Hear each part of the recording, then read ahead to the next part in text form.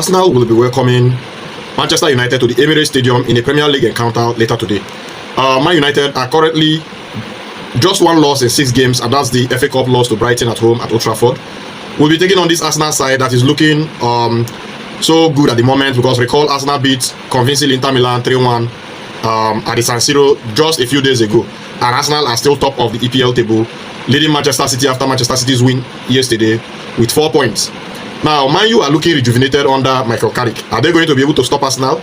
Or are Arsenal going to be able to topple them at the Emirates? Now, I think in this game, what worked for Man United, especially in that game, Michael Carrick's first game against Manchester City just a week ago, was the fact that Ahmad, Mbeumo, Dogu and Bruno Fernandes were connecting so well. And the interchange of those passing with the precise run of especially Ahmad and Mbeumo caused a lot of havoc against a Manchester City defense that is very, very leaky and shaky. But against this Arsenal side, is it going to work?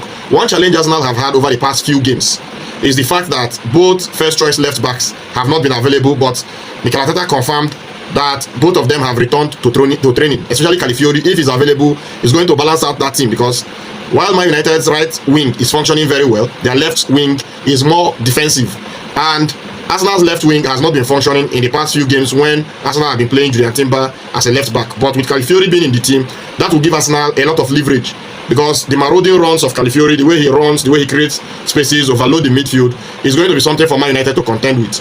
Now, what do I see happening in this game?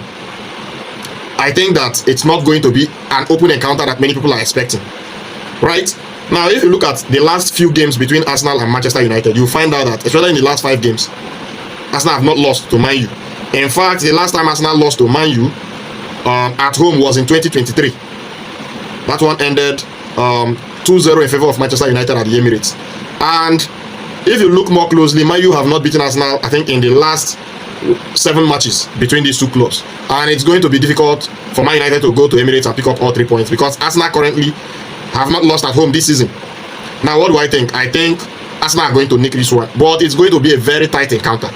And if Man United score the first goal in this game, Arsenal are going to be up for this game, because they are going to have an uphill task trying to claw back, because Man United are set up to counter-attack, and their counter-attacking game with Bruno playing in that number 10 role is top-notch.